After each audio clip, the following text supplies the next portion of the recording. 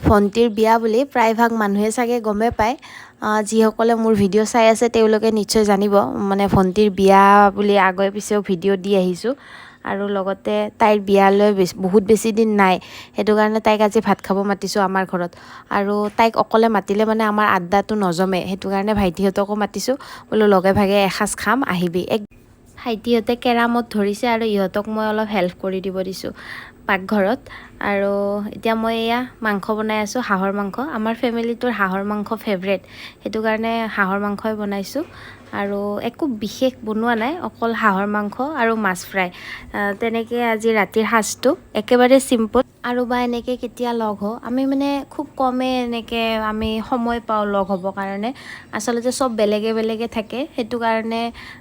লগ পোৱাটো কমহে হয় মইহে ইয়াতে থাকোঁ মানে ওচৰত থাকোঁ বাকী চব দূৰে দূৰে থাকে লগ পোৱাটো কম